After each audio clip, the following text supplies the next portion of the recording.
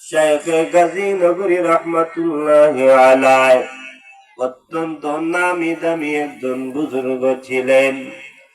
শহীদ আল্লামা দিলওয়ার হোসেন সাইদি রাহমাতুল্লাহি আলাইহি দুনিয়ার মানুষ এখনো শ্রদ্ধার সঙ্গে স্মরণ করে, কি বলেন ঠিক কিনা?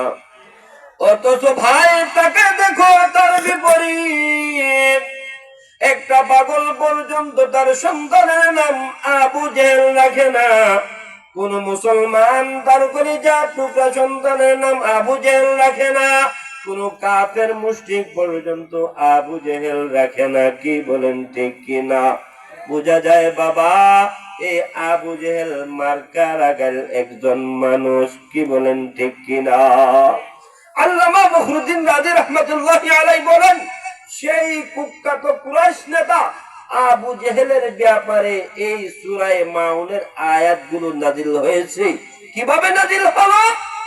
ও ইমানদার আল্লাহর গোলাম, আবু জেহেলের এমন একটা অভ্যাস ছিল, এলাকার ভিতরে গ্রামের ভিতরে কোন মুমূর্ষ মানুষ যখন মারা যায়, রুগ্ন ব্যক্তির পাশে যায়া তাকে সান্ত্বনা দিত আর বলতো, ভাই তুমি কোনো টেনশন করো না, তোমার ইন্তেকালের পর তোমার সন্তানদের ভরণ পোষণ করব আমি, তাদের মাল সম্পদ গুলো তুমি আমার কাছে জমা করো।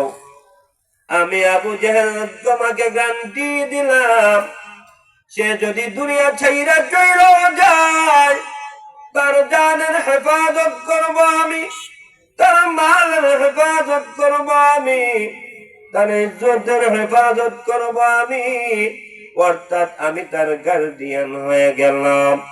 এইরকম ভাবে একজন এমন মুমূর্ষ রোগীর কাছে যাইত, যেই রোগীটা নিশ্চিত মারা যাইত, দেখা যায় রোগীকে সান্ত্বনা দেওয়ার পর যখন দুনিয়া ছাইরা চইরা যাইত, ওই এতিমের সম্পদ গুলো লুণ্ঠন করে দিয়ে ওই লোকটাকে সন্তানগুলোকে ধাক্কা মাইরা দূরে সরাইয়া দিত। নাউযুবিল্লাহি মিন যালিক। এরকম করে আরেকজন যখন মৃত্যু সজ্জায় তার বাড়িতে যাইয়া বলতো, আমি তার গার্ডিয়ান, আপনার ইন্তেকালের পর এদের সম্পত্তিগুলো আমি তাদেরকে বুঝাইয়া দেব, তাদেরকে দায়িত্ব দেব। দেখা যায় এই লোকটা মারা যাওয়ার পর গলা ধাক্কা দিয়ে তাকে ঘর থেকে বের করে দিত। নাউযুবিল্লাহি মিন যালিক। এমনই এক ঘটনা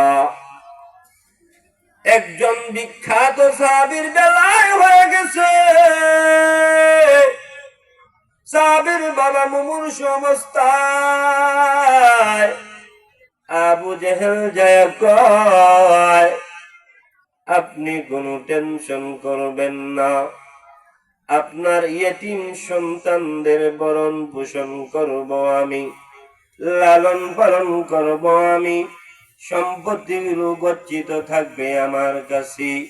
দেখা যায় ওই লোকটার যখন ইন্তেকাল হয়ে যায়, সন্তানেরা যায় যখন তার কাছে সম্পত্তি চায়, নিরাপত্তা চায়, এত বড় পাপিষ্ঠ, এত বড় নিমক হারাম, সে তাকে ঘর থেকে ধাক্কা